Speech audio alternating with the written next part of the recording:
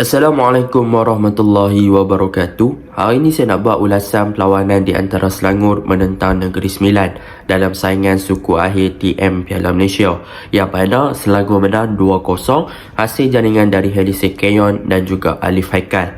Pada perlawanan ni memang kita boleh nampak corak permainan Selangor makin meningkat dan mereka punya corak permainan memang menarik. Mereka berjaya mencipta gerakan-gerakan yang menarik di kawasan final third pasukan lawan, tetapi sayang apabila peluang-peluang ataupun gerakan-gerakan tersebut gagal disudahkan dengan baik apabila finishing mereka agak kurang dan juga dipengaruhi decision making yang agak lambat, yang menyebabkan gerakan-gerakan yang dilakukan oleh pasukan Selangor gagal untuk dikonvert kepada jaringan. Baiklah, tanpa membuang masa, mari kita masuk ke dalam ulasan perlawanan.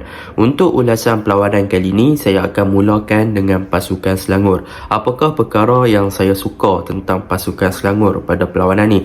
Yang pertama adalah dari segi build-up play mereka, yang mana kalau kita lihat kepada penggunaan build-up play daripada bawah yang diguna oleh skuad Tan Chee Ho ni, mereka memfokuskan penggunaan back two di belakang, iaitu Yazan dan juga Syarul Nazim, yang akan sentiasa menggerakkan bola dan juga menjadikan defense line mereka dengan terlalu tinggi lah. So mereka bermain dalam high line, boleh dikatakan defensive line yang terlalu tinggi.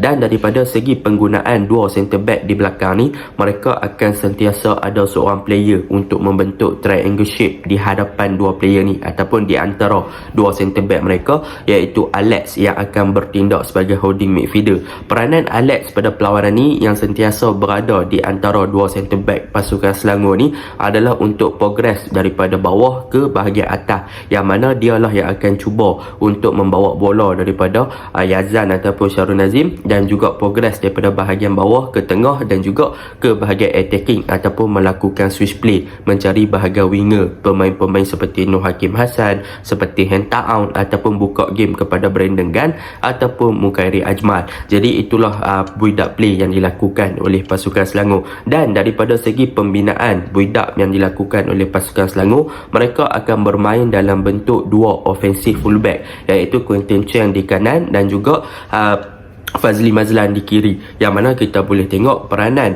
Quentin Cheng dan juga Fazli Mazlan di bahagian kanan dan juga bahagian kiri ni, mereka adalah seperti player yang akan memberi support kepada winger di bahagian kanan dan juga bahagian kiri, iaitu Quentin akan memberi support kepada Hentaun dan juga Fazli akan memberi support kepada Hakim Hassan. Jadi apabila ada fullback yang memberi dan juga bermain dengan ofensif ketika dalam bentuk mereka menyerang ataupun build up, maka pasukan Selangor akan ada sentiasa overload player di bahagian wide area dan akan sentiasa ada support daripada belakang untuk menggerakkan bola lebih ke bahagian hadapan. Tu sebab kalau kita tengok pemain-pemain pasukan Selangor pada perlawanan ni memang sangat-sangat efektif dan sangat-sangat efisien ketika mereka menyerang. Bahkan dalam konsep membantu ataupun bermain dalam offensive fullback untuk cover up di bahagian wide area ni juga telah membantu bahagian pasukan Selangor ketika bertahan. Yang mana sebab apa saya kata begitu? Sebab seperti mana yang kita tahu, Negeri Sembilan punya tactical ataupun build-up play adalah berpaksikan kepada wingback mereka. So apabila bermain dalam wingback untuk pasukan Negeri Sembilan, mereka akan banyak create attacking ataupun banyak membina serangan di bahagian wide area. Tetapi pasukan Selangor tidak ada masalah untuk menetralkan ataupun memastikan yang gerakan ataupun serangan yang cuba dibina oleh Negeri Sembilan berjaya dipatahkan dengan mudah, sebab mereka dah overload bahagian wide area untuk memastikan yang Negeri Sembilan dah tak boleh nak cover ataupun exploit kawasan tersebut. So that is the thing lah yang menyebabkan Negeri Sembilan pada perlawanan ni tak boleh nak cipta gerakan serangan langsung dan juga tak boleh nak exploit bahagian wide area, dan mereka terpaksa bermain dengan hantaran-hantaran jauh dan lebih direct ke hadapan untuk mencari Matthew Alves. Jadi benda tu yang sangat efektif lah daripada segi corak permainan pasukan Selangor ketika menyerang dan juga bertahan. Dan dalam pada masa yang sama, kita balik pula kepada bahagian tengah. Jika kita lihat kepada bahagian tengah pasukan Selangor, macam saya cakap tadi, Alex akan bertindak sebagai holding midfielder, tetapi kena ingat ada dua pemain yang sangat penting di bahagian tengah pasukan Selangor, iaitu Brandon Gan dan juga Mukairi Ajmal, yang mana kedua-dua player ni sebenarnya bermain dalam bentuk double 10 ataupun attacking midfielder. Cumanya peranan kedua-dua player ni bukan hanya berpaksikan kepada bahagian tengah sahaja, sebab bahagian tengah memang dah fully covered by Alex dah, sama ada dari segi bertahan dan menyerang. Cumanya peranan Brandon dan juga Mukairi Ajmal ni, mereka berdua akan lebih bertindak sebagai wide attacking midfielder, yang mana Brandon kan akan lebih memfokuskan untuk membantu bahagian kanan dan juga Mukairi akan lebih memfokuskan untuk membantu bahagian kiri. So sekiranya pasukan Selangor build up di bahagian kanan, saya bagi contoh, gerakan yang pertama akan dibina oleh Quinton Chang dan dia akan buka kepada Han Taun. So apabila Han Taun naik ke atas, Quinton Chang akan berada di belakang beliau, dan di situlah Brandon Gan akan berada di antara, di tengah, di mana ni saya bagi contoh, Han Taun duduk depan, lepas tu Quinton Chen duduk belakang, maka Brandon Gan akan duduk tengah di antara sini untuk menjadi link up player yang boleh menjalinkan ataupun boleh menghubungkan antara bahagian wide area ke bahagian tengah. Begitu juga dengan perkara yang sama berlaku di bahagian kiri. Apabila Fazli Mazlan dan juga Hakim Hassan bawa bola naik atas, maka Mukairi Ajmal akan jadi link up play di bahagian kiri untuk memastikan yang pasukan Selangor boleh efisien dan boleh buka game balik ke bahagian tengah, sama ada melakukan cutback ataupun passing ke belakang ataupun hantaran lintang. Tu sebab saya kata gameplay pasukan Selangor memang efisien apabila mereka bermain di bahagian wide area, dan dalam masa yang sama pembentukan triangle shape bentuk segitiga mereka tak pernah terputus, yang menyebabkan mereka sentiasa ada option untuk melakukan passing kepada teammate mereka sendiri. Cumanya dalam perlawanan ni, apa yang kita boleh lihat kekurangan pasukan Selangor dalam pembentukan ataupun gerakan serangan mereka adalah berpunca disebabkan mereka tak ada proper striker, yang mana kita boleh tengok banyak gerakan-gerakan efisien yang menarik dilakukan di bahagian kanan dan juga bahagian kiri, tetapi banyak gerakan-gerakan tersebut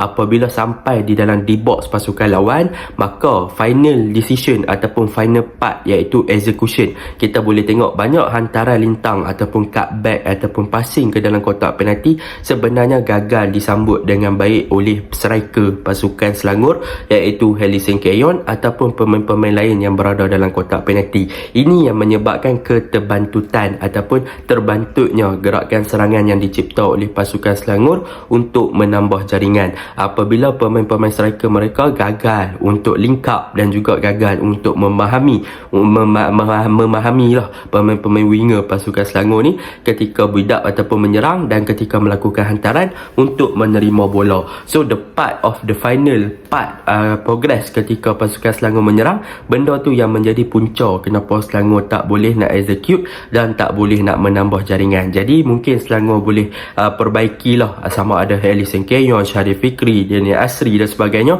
untuk bermain lebih banyak bersama dan juga boleh untuk membina chemistry yang lebih baik apabila hantaran-hantaran dilakukan ke dalam kotak penalti. Sebab apa? Sebab sayang pemain-pemain Selangor dah boleh buat efisien gerakan, dah memang bagus semua, tetapi hanya memerlukan tag in, tetapi tag in tak ada, tap in saja tapi tak ada. So benda tu memang merugikan lah. Kalau tak, Selangor dah boleh menang lebih daripada 2-0 dan 3-0 lah, so benda tu memang perlu diambil berat lah oleh pasukan Selangor, terutamanya Tan Chee Ho. Mungkin lepas ni waktu pre-season dia boleh rombak timan untuk cari striker yang lebih better, ataupun dia boleh gilap lagi bakat Keyon untuk lebih serasi apabila berada dalam kawasan di box untuk pasukan Selangor. Jadi itu untuk pasukan Selangor lah. Jadi secara konklusinya, apa yang kita boleh lihat, pasukan Selangor memang efektif di bahagian wide area, bahagian tengah pun mereka conquer disebabkan ada Brandon dan juga Mukairi yang more to offensive, dan mereka ada Alex yang bertindak sebagai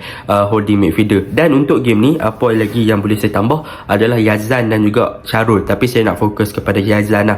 Yazan untuk game ni juga bertindak dengan sangat cemerlang in term of defending, yang mana beliau berjaya untuk memastikan dalam situasi 1-on-1 beliau berjaya untuk mematahkan gerakan daripada Alves, dan Alves tak boleh nak bergerak banyak, dan dalam pada masa yang sama Yazan juga banyak raid ataupun banyak melakukan interception kepada first ball. So benda tu menyebabkan gerakan serangan balas ataupun long ball yang dilakukan oleh Negeri Sembilan berjaya dipatahkan dengan mudah. Dan dalam pada masa yang sama, saya suka dengan Tan Chee Ho punya tactical, yang mana kita boleh tengok di second half berlakunya beberapa pertukaran. Cumanya pertukaran yang paling positif yang saya suka adalah kemasukan daripada Alif Haikal, yang mana Alif Haikal menggantikan Berlindenggan, barulah nampak yang decision making daripada pasukan Selangor ni lebih berani untuk melepaskan Rebantan. Yang mana kalau lihat daripada overall game, pasukan Selangor apabila attack dan berjaya masuk dalam D-box, mereka sebenarnya takut-takut untuk melepaskan Rebantan, dan decision making yang mereka buat agak lambat.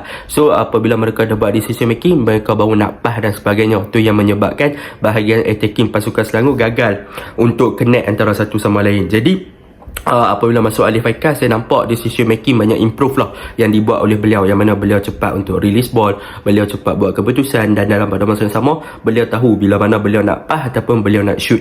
So benda tu positive side lah untuk pasukan Selangor. Jadi secara konklusinya memang gameplay pasukan Selangor semalam memang lebih efektif, lebih fluid, lebih smooth, dan memang deserve untuk menang lah. Manakala untuk pasukan Negeri Sembilan, apa yang boleh saya puji, walaupun bermain dalam 10 orang, defense department mereka bermain dengan sangat bagus, dan saya boleh puji Shihan lah. Shihan bertindak dengan sangat cemerlang, menafikan beberapa percubaan daripada pasukan Selangor. So benda tu memang sangat positif lah untuk goalkeeper kebangsaan tersebut.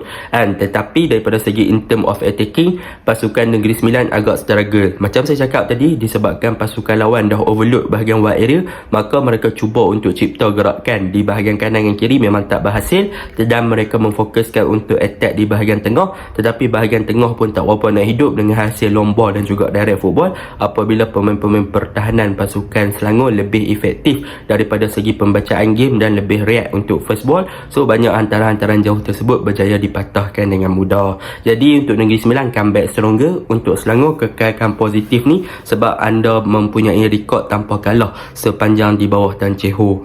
So benda tu agak positif lah untuk skuad Tan Chee Ho, dan hanya dibolosi sebanyak 1 gol sahaja. Jadi itu je ulasan saya. Assalamualaikum.